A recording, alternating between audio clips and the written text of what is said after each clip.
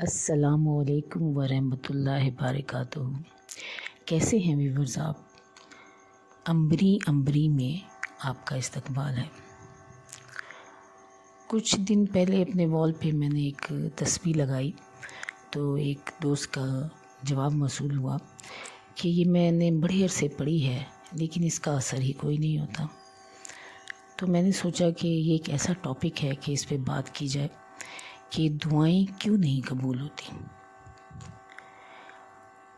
दुआएं कबूल ना होने की सबसे बड़ी वजह ये होती है कि हमारी ज़बान से ऐसे अल्फाज अदा हो रहे होते हैं जो अल्लाह को पसंद नहीं होते, और ये वही ज़बान होती है जिससे हम दुआ भी कर रहे होते हैं, जिससे हम तस्बीह भी कर रहे होते हैं, जिससे हम ज़िक्र भी कर रहे होते हैं और जिससे हम वजीफ़े भी कर रहे होते हैं। अब वो कौन से अल्फाज हो सकते हैं, कैसे हो सकते हैं? उनमें गाली देना, गीबत करना, बहतान लगाना, ऐब जोई करना, किसी के लिए बुग़्ज़ दिल में रखना, उसके बारे में कोई बात करना, अपनी बड़ाई बयान करना, तकब्बुर में मुब्तला हो के कुछ ऐसे अल्फाज कहना कि जो दूसरों को डिग्रेड करते हों, सुनने वालों को अच्छे न लगते हों। तो ये बहुत सारी ऐसी बातें होती हैं। बाज़ लोगों को आदत होती है बात बात पे ना गाली देते हैं, पता नहीं उनकी किस चीज़ की सेटिस्फेक्शन हो रही होती है। ये इतना बड़ा गुनाह है कि आप इसका अंदाज़ा नहीं लगा सकते। सिर्फ ये ऐसा गुनाह नहीं है जिसकी सज़ा हमें आखिरत में मिलेगी। ये जो गाली देना होता है ना, इसके नताइज हम अपनी ज़िंदगी में भी भुगत रहे होते हैं। और वो सबसे बड़ी वजह जो होती है ना, वो तो यही होती है कि दुआएं कबूल ना होना। दूसरा, हमारी पर्सनैलिटी का एक अच्छा इम्पैक्ट नहीं पड़ रहा होता लोगों पर, हम पसंद नहीं किए जा रहे होते। और जब हम गीबत कर रहे होते हैं तब भी जो है ना, एक नेगेटिविटी होती है जिसको हम फैला रहे होते हैं और वो हमारी अपनी पर्सनैलिटी के अंदर भी जा रही होती है। और जब हम किसी पे बहतान लगाते हैं, ऐब जोई करते हैं, तो वो भी बिल्कुल ऐसे ही है कि वो भी बहुत बड़ा गुनाह भी है। और उसके साथ साथ उसकी वजह से जो है ना, अच्छा तासुर एक हमारा जो होता है सोसाइटी में नहीं जाता और उसकी हम दिल आज़ारी का बाइस भी बन रहे होते हैं। तो सबसे पहले तो आपको अपनी ज़बान की हिफाजत करनी है। जैसा कि कहा जाता है कि रसूल अल्लाह को भी जब मेराज दी गई तो ख़वातीन को ज़्यादातर पाया गया दोज़ख में, तो उसकी वजह जो थी ना, वो उनकी ज़बान थी। तो वो सिर्फ ज़बान की ये बदज़बानी जो है औरतों में ही नहीं पाई जाती, मर्दों में भी पाई जाती हैं। ये तमाम ऐब मर्दों में भी पाए जाते हैं। तो सबसे पहले हमने जो है ना, अपनी ज़बान को साफ़ रखना है। उसी के लिए ये ज़िक्र की एक आदत होती है कि आप ज़िक्र करें, आपकी ज़बान हर वक्त ज़िक्र में, अल्लाह के ज़िक्र में मुब्तला रहे, मसरूफ़ रहे, तो तभी वो इस किस्म की कोई बात कहते हुए जो है ना, वो डरेगी भी सही और आपके जहन में एक अलार्म भी बजेगा जब आपसे कोई गलती सरजद हो रही होगी। और ज़रूरी है कि हमें अपना ऑरा जो है ना, वो साफ़ रखना चाहिए। इस पर एक डिटेल जो है ना, वो बाद में आपके साथ शेयर करूँगी कि ऑरा क्या होता है, उसे साफ़ रखना क्यों ज़रूरी है। इस तरह से आज का हमारा टॉपिक है वो ज़्यादा लेंथी हो जाएगा।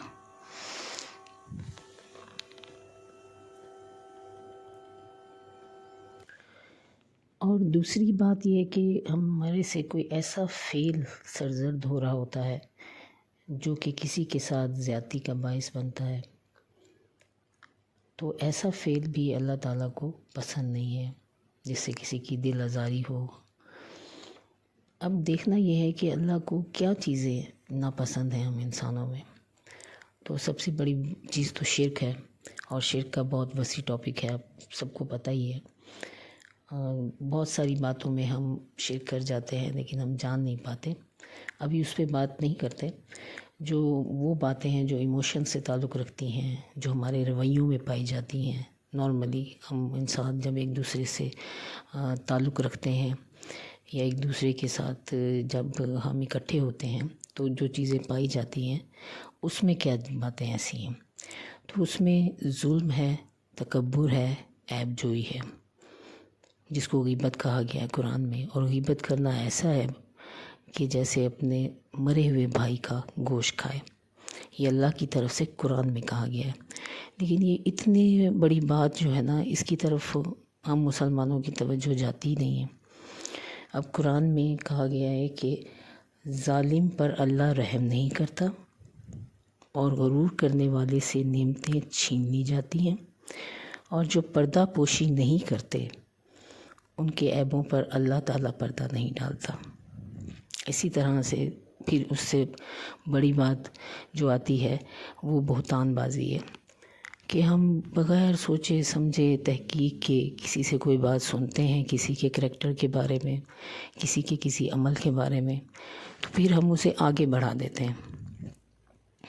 اب اس میں ہم اپنے ذہن اور دل میں یہ سوچ رہے ہوتے ہیں کہ جی یہ بات تو فلاں بندے نے کہی تھی، ہم نے تو نہیں کہی تھی، تو اس لیے جو ہم نے سنی وہ آگے سنا دی. تو یہ بھی نہیں ہے.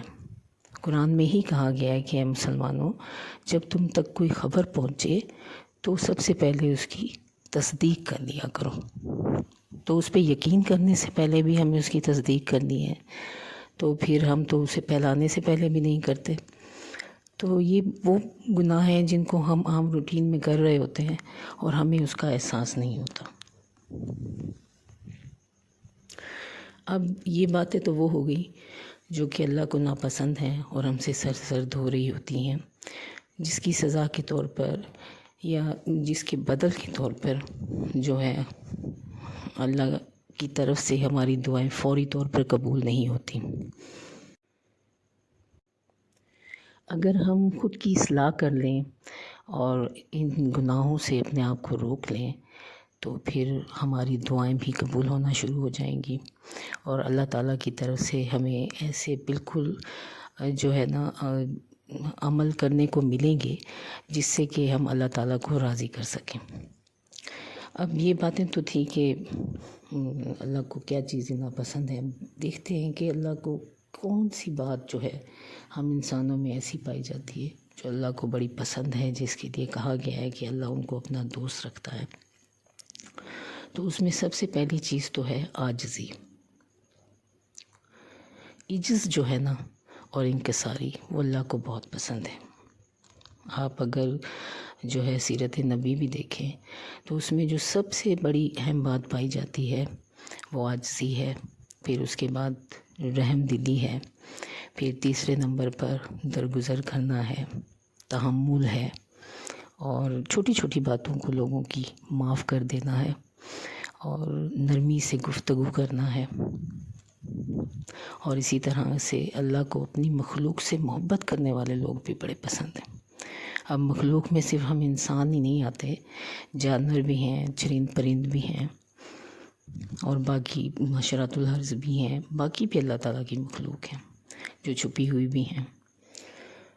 تو اگر ہم ان سے محبت کریں، ان کے کام آئیں، ان کے لیے آسانیاں پیدا کریں، تو اس کے بدلے میں اللہ تعالیٰ ہمارے لیے بھی آسانیاں پیدا کرتا ہے، ہماری مشکلات کو دور بھی کرتا ہے، اور ہماری دعائیں بھی سنتا ہے. اور کیونکہ یہ اگر ہم کسی دوسرے شخص سے محبت کر رہے ہوتے ہیں تو یا کسی دوسری مخلوق سے محبت کر رہے ہوتے ہیں، اس کے ساتھ کچھ اچھا کر رہے ہوتے ہیں، تو یہ چرند پرند بھی انسانوں کی طرح سے ہی انسانوں کے لیے دعائیں کرتے ہیں. تو دعا کرنے سے زیادہ بہترین عمل جو ہوتا ہے نا وہ یہ ہوتا ہے کہ کوئی آپ کے لیے دعا کرے. تو یہ ہمیں، اور دوسری بات یہ کہ ہمیں یہ کہنا نہ پڑے کہ آپ ہمارے لیے دعا کریں، چاہے وہ ماں باپ ہوں، چاہے بہن بھائی ہوں، چاہے دوست احباب ہوں، چاہے ہمارے رشتہ دار ہوں، چاہے وہ لوگ ہوں جن سے روز کا ہمارا تعلق واسطہ ہے، یا کچھ اجنبی لوگ ہوں جن سے ہم دن میں ملتے ہیں. تو اس کے لیے ضروری ہے کہ آپ کا عمل جو ہے نا وہ ایسا ہونا چاہیے کہ وہ مجبور کرے لوگوں کو کہ وہ آپ کو دعا دیں، دل سے دعا دیں. اس کے لیے آپ لوگوں کے کام آئیں، ان کے لیے آسانی پیدا کریں، کسی سے مسکرا کے بات کر لیا کریں، کسی کا دکھ سن لیا کریں، کسی کے کام آ جایا کریں. کسی کو اگر کسی قسم کی ہیلپ کی ضرورت ہے، وہ پیسوں کی صورت میں ہے، وہ کسی آپ کے ساتھ کی صورت میں ہے، سپورٹ کی صورت میں ہے، آپ کے کسی بات کی صورت میں ہے، تو پھر وہ آپ کر دیا کریں. تو پھر اللہ کو راضی کرنے کے تو پھر یہی سارے طریقے ہیں. صرف یہی نہیں ہے کہ آپ جو ہے نا دعائیں ہی کرتے رہیں گے تو ہی اللہ آپ کی سنے گا. آپ جب ایسے کام کریں گے نا تو پھر اللہ ضرور سنے گا آپ کی. اسی لیے تو کہا گیا ہے کہ سخی جو ہوتا ہے نا وہ اللہ کا دوست ہوتا ہے. انسان ایک معاشرتی حیوان ہے اور وہ دوسرے انسان کے بغیر اپنی زندگی کو نہیں گزار سکتا. اس کا سروائیول جو ہے وہ ممکن ہی نہیں ہے. صرف یہ نہیں کہ رشتوں کے بغیر ہی ناممکن ہے، مطلب ایک عام انسان کے ساتھ جو اس کا تعلق، جو اس کا بیہیویئر ہے، وہ اس کے سروائیول کے لیے بہت ضروری ہے. اب آتے ہیں، بات کرتے ہیں تسبیحات کی، ذکر کی، وظائف کی. تو یہ جو ہوتے ہیں نا، یہ صرف آپ کے مسئلے کے حل کے لیے نہیں ہوتے. یہ ان کا مقصد آپ کے دل کو اطمینان دینا بھی ہوتا ہے. اور جو اللہ کے نام اور قرآن کی آیت آپ لوگ پڑھتے ہیں، اس کے اثرات آپ کی پرسنالٹی پر اور آپ کی زندگی پر ظاہر ہونے شروع ہوتے ہیں. اس کے لیے بھی وہ ساری باتیں ضروری ہیں جس کا میں پہلے ذکر کر چکی ہوں آپ سے. آپ کی دعائیں جو ہوتی ہیں نا، وہ دیگر مصائب اور مشکلات کو بھی ٹال رہی ہوتی ہیں. اور ایسا ہوتا ہے بعض اوقات کہ آپ اپنا مسئلہ بھول کر یا اللہ کے سپرد کر کر کسی دیگر پہلو کی طرف سوچنا شروع کر دیتے ہیں. جیسے کہ اشفاق احمد صاحب کہتے ہیں کہ آپ اپنی پریشانیوں کی گٹھریوں کو اپنے سر سے اتار کے اللہ کے سپرد کر دیا کریں. تو بالکل ایسے ہی ہے. سب سے پہلے تو ہمیں یہ عادت بنانی ہے کہ ہمیں اللہ کی طرف رجوع کرنا ہے ہر حال میں. چاہے وہ کوئی طلب ہو، ہم سے کوئی غلطی ہو گئی ہو، ہم سے کوئی گناہ ہو، ہماری کوئی ضرورت ہو، یا کسی کی زیادتی کی وجہ سے ہمیں کوئی نقصان پہنچا ہو، تو ہر حال میں ہمیں جو ہے نا اللہ کی طرف ہی رجوع کرنا ہے. ہمیں اللہ سے ہی بیان کرنا ہے اپنے دکھ بھی، اور اللہ سے ہی ہمیں کہنا ہے کہ اس مسئلے کا حل جو ہے نا وہ نکالیں. اور جو ہے سب سے اہم بات یہ ہے کہ سورۃ تغابن میں اللہ کہتا ہے کہ کوئی بھی تکلیف پہنچانے والا اس وقت تک تکلیف نہیں پہنچا سکتا جب تک اللہ نہ چاہے. تو اللہ کی طرف سے کچھ تکالیف ہماری آزمائش، ہماری بہتری اور ہمیں بہتر سے بہترین بنانے کے لیے رکھی جاتی ہیں، جو ہماری زندگی کا حصہ ہوتی ہیں. جب وقت گزر جاتا ہے تو پھر ہمیں احساس ہوتا ہے کہ وہ جو تکلیف تھی، وہ جو ہمارا مسئلہ تھا، وہ جو ہمارا دکھ تھا، اس نے ہمیں کتنا بدلا ہے. اب سب سے بڑی حاجت اور آج کل کے دور کا جو ہمارا مسئلہ، پریشانی ہے، وہ ہے رزق کی طرف سے. تو جب رزق میں بہتری کے لیے جو ہم دعائیں کرتے ہیں، جو ہم ذکر کرتے ہیں، جو ہم وظائف کرتے ہیں، تو اس کا مقصد یہ نہیں ہوتا کہ آسمان سے جو ہے نا وہ اللہ تعالیٰ پیسوں کی برسات شروع کر دے گا اور ہمارے تمام مسئلے جو ہیں وہ ٹھکا ٹھکا حل ہونے شروع ہو جائیں گے، ہماری ضرورتیں پوری ہونی شروع ہو جائیں گی. اس طرح سے نہیں ہوتا. بات یہ ہوتی ہے کہ اللہ نے پھر سبب بنانے شروع کر دینے ہوتے ہیں. اور اصل چیز جو ہوتی ہے نا، جب بھی ہم جس کی کوئی دعا مانگیں، کوئی تسبیح پڑھیں، کوئی وظیفہ کریں، تو ہمیں اللہ تعالیٰ سے کشادگی اور برکت مانگنی چاہیے. اب کشادگی اور برکت کیا ہے؟ کشادگی اور برکت یہ ہے کہ آپ کے پاس اگر ایک دن میں 500 ہیں، 1000 ہیں، ایون کہ 100 روپے بھی ہیں، تو آپ کی اس دن کی تمام ضرورتیں، تمام حاجتیں بھی پوری ہو جائیں اور آپ کو ایک معقول رقم اس میں سے بھی بچ جائے. اس کو کہتے ہیں کشادگی اور برکت ہونا رزق میں. تو جب آپ کے پاس تھوڑا ہی پیسہ کیوں نہ ہو، اگر آپ کی تمام ضرورتیں اس میں پوری ہو رہی ہیں، تو پھر آپ کو تو اللہ کی طرف سے مدد مل رہی ہے، آپ کو اللہ کی طرف سے غیبی مدد بھی مل رہی ہے. اس کے علاوہ جو ہمارا کوئی ارجنٹ میٹر آ جاتا ہے پیسوں سے متعلق، تو پھر اس کے لیے بھی اللہ تعالیٰ کوئی نہ کوئی سبب ضرور بنا دیتا ہے. اس سب کے لیے ضروری ہے کہ آپ جو بھی حاجت اپنی بیان کر رہے ہیں اللہ سے، تو اس کے لیے اللہ پہ مکمل توکل بڑا ضروری ہے کہ آپ کو مکمل یقین ہو. سب سے پہلے تو آپ نے ہر چیز کی نفی کر دینی ہے کہ دنیا کا کوئی ایسا بندہ نہیں آپ سمیت، دنیا میں کوئی ایسی چیز نہیں جو کہ آپ کے مسئلے کا حل ڈھونڈے سوائے اللہ کی ذات کے، کیونکہ وہ انک علی کل شیء قدیر ہے۔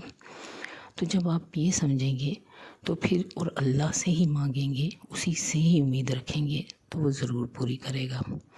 جیسے کہ اگر کسی کو کوئی پیسوں کی ضرورت آ جاتی ہے تو بعض لوگوں کی عادت ہوتی ہے کہ جناب انہوں نے ٹھگ سے جو ہے نا کسی سے ادھار مانگ لینا ہے، اور جن لوگوں کی ٹھگی بازی کی عادت ہوتی ہے وہ دیکھتے ہیں جی ہم نے اب کس کو ٹھگنا ہے، اور کچھ لوگوں کے جن کی چوری کی عادت پڑ چکی ہوتی ہے، دھوکہ دہی کی عادت پڑ چکی ہوتی ہے، اور غبن کرنے کی عادت پڑ چکی ہوتی ہے، وہ لوگ اس کے طریقے سوچنے شروع کر دیتے ہیں۔ جب آپ اس طرف سے جائیں گے، اور کچھ لوگ ایسے ہیں کہ وہ ڈیپینڈنٹ بڑے ہوتے ہیں، وہ دیکھتے ہیں کہ اب بس آ گئی ہے نا مالی مشکل، تو اب میں نے دیکھنا ہی ہے کہ میں نے کس رشتہ دار سے مانگنا ہے، کس بھائی سے مانگنا ہے، کس بہن سے مانگنا ہے، تو وہ میرے مسئلے کا حل کرے۔ تو ایسے نہیں ہوتا۔ اور جب آپ اللہ سے اپنی حاجت بیان کرتے ہیں تو پھر اللہ کی طرف سے اس کے پورے ہونے کا ہمیں انتظار بھی کرنا چاہیے۔ اللہ نے ہر کام کے لیے ایک وقت مقرر کر رکھا ہے، وہ ضرور اپنے وقت پر اپنے ہر بندے کو ضرور کچھ نہ کچھ دیتا ہے۔ صرف آپ کو یہ دیکھنا ہوتا ہے کہ آپ نے جو ہے آس امید صرف اللہ کی ذات سے لگانی ہے۔ اسی طرح سے شکر گزاری جو ہے وہ میرے اللہ کو بڑی پسند ہے۔ حالات جیسے بھی ہوں آپ نے اس میں اللہ کا شکر نہیں چھوڑنا۔ جب آپ اللہ کا شکر کریں گے تو آپ کی اپنی پرسنالٹی میں بھی ایک پازیٹیو ایفیکٹ پیدا ہوگا، اور آپ کے اندر سے پازیٹیو وائبس نکلیں گی، اور جو پازیٹیو وائبس ہوں گی وہ ہمارے ارد گرد پھرنے والی پازیٹیو طاقتوں کو اپنی طرف کھینچیں گی۔ تو پھر آپ اپنے مسئلے کے حل کے لیے کوشش بھی کریں گے، عمل بھی کریں گے، اور پھر رزلٹ بھی اللہ میاں ضرور دے گا آپ کو۔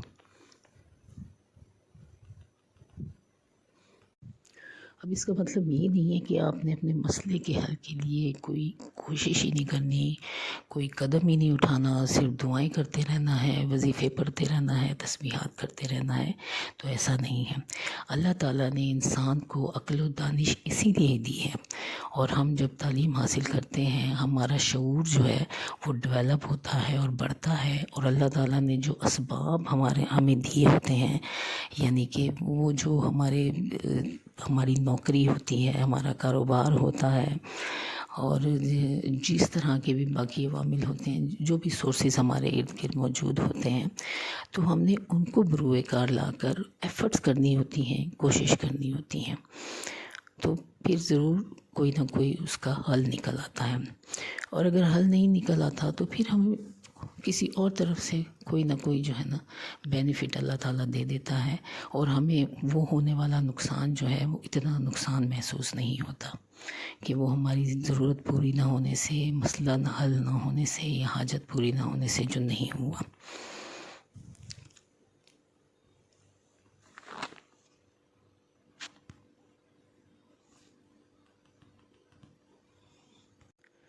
یہ اتنا بڑا موضوع ہے کہ اس پہ آپ گھنٹوں جو ہے نا بیٹھ کے گفتگو کر سکتے ہیں، اور نئی سے نئی بات نکل سکتی ہے اس میں سے، لیکن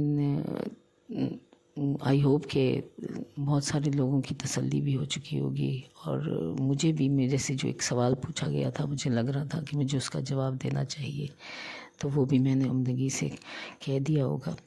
کسی اور دن کسی اور بیٹر وے میں اس ٹاپک پہ پھر بات ہوگی۔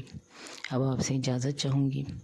اگر آپ کو میرے خیالات، میری باتیں اچھی لگیں، اور میرے چینل کی تمام ایکٹیویٹیز آپ کو اچھی لگ رہی ہوں، تو میرے چینل کو سبسکرائب ضرور کیجیے گا، لائک بھی کیجیے گا، شیئر بھی کیجیے گا، اور بیل آئیکن پہ کو کلک کرنا نہ بھولیے گا، تاکہ آپ کو میری نئی ویڈیوز کی نوٹیفیکیشن ملتی رہے۔ شکریہ۔ اللہ آپ کا حامی و ناصر ہو۔